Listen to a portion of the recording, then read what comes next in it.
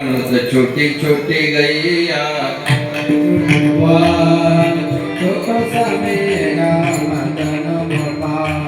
छोटी छोटी गैया छोटे छोटे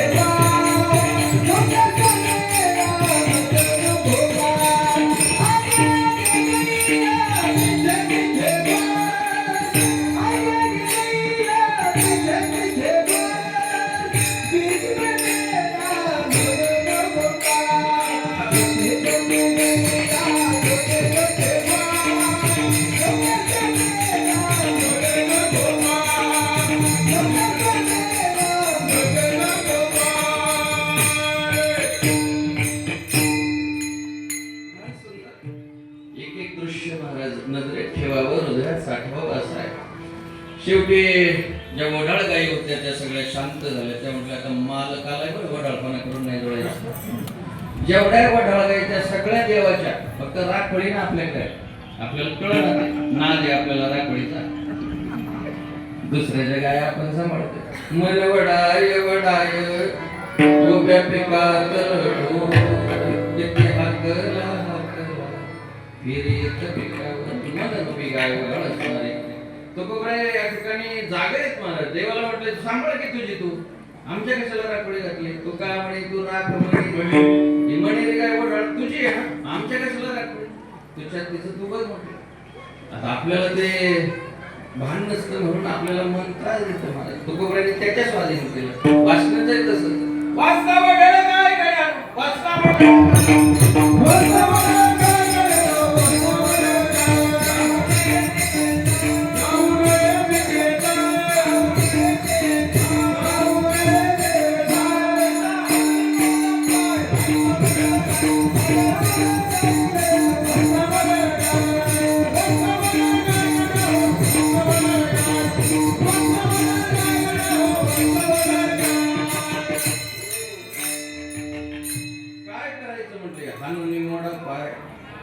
पण आता देवच बरोबर आल्यामुळे ती आपोआपच पाय पांगळी झाली त्याची. वास नव्हती ती म्हटलं आता जमणार. मग आता गाई वळत्या बंद झाल्या. थोडासा धावपळीचा भाग संपला. वेळ मिळू लागला. मग खेळ खेळेवर अतिशय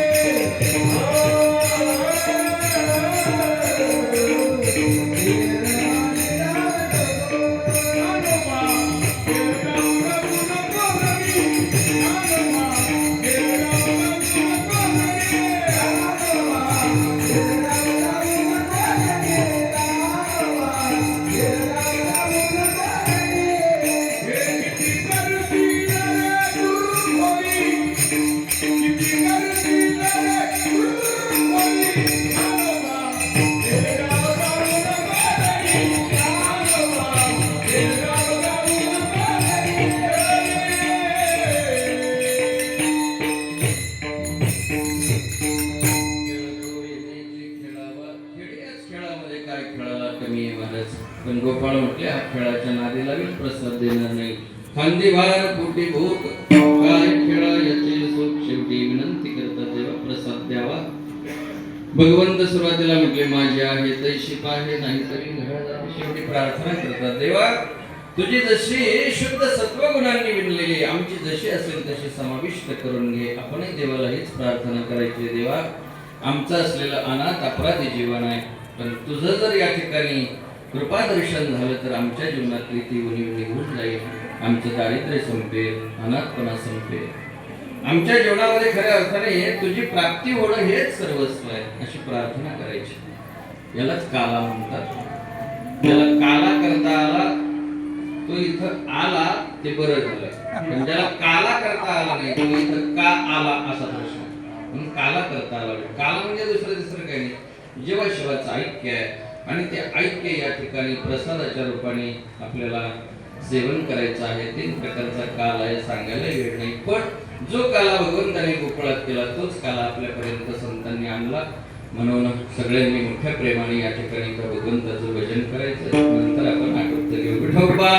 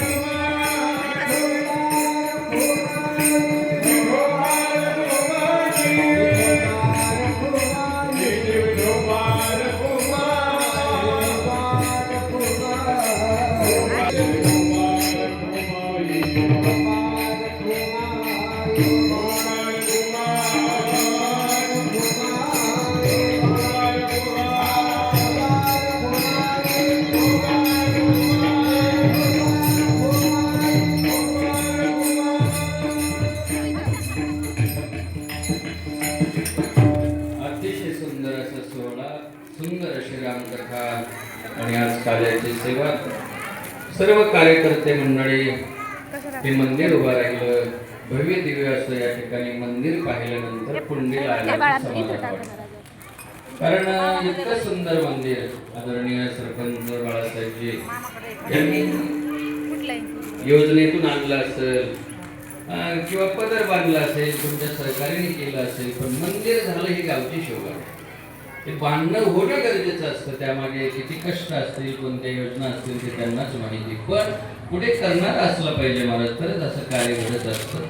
मंदिरात येताना मला माहिती आहे आपण सगळे सुज्ञ मंडळी आहात, कुठलंच राजकारण न आणणारी माणसं आहे. राम मंदिर पुंडित होणं, आनंद जन्माची पुण्य लागते महाराज, तेव्हा रामाचं मंदिर हनुमंतरायाचे खाली आपल्याकडे. आणि हे रामाचं मंदिर आज खऱ्या अर्थाने हनुमंतरायाला सुद्धा समाधान वाटलं की आज माझ्या प्रभूचं मंदिर आहे. आणि म्हणून या मंदिरामध्ये यायचं कशासाठी, तर आपलं अंतकरण सुद्धा मंदिरासारखं पवित्र व्हावं म्हणून यायचं. इथं आल्यानंतर राजकीय जोडे फार लांब काढायचे, कमानीच्या बाहेरच ठेवायचे. चोरून नेले तरी चालते तिकडे कोणी, पण आयुष्य जगत असताना परमार्थ करताना मात्र ते फार दूर ठेवायचे. राजकारण यायचं नाही. निवडणूक लागली ना एकमेकाला आपटायचं महाराज, मग प्रचार करून आपटाकावं लागतं. ते आहे ना जागा आपल्याला, लोकशाहीचा उत्सव. मग तिथं बाळासाहेबाला किती मतांनी पाडायचं ते पाडा निवडणुकीत. पण मंदिरात आल्याच्या नंतर मात्र बाळासाहेबाला एवढीच धन्यता द्या, तुमच्यामुळे मंदिर उभं राहिलं बरं का, चांगलं काम केलं. चांगल्याला चांगलं म्हणा की, माणूस येत ना आपण, चांगल्याला चांगलं म्हटलंच पाहिजे मला. चांगलं काम करत असेल एखादा त्याला आपण चांगलं म्हटलं पाहिजे, तो बाकीचा विषय वेगळा आहे. म्हणून अशी सुंदर माणसं आहेत महाराज, गडबडी माणसं आहेत, एवढी मोठी माणसं पण अतिशय नम्र भाव आहे. मला तर नक्कीच चांगलपणा जाणवतो. आपण स्थानिकची माणसं आहात, एकमेकावर प्रेम करणारी माणसं आहात.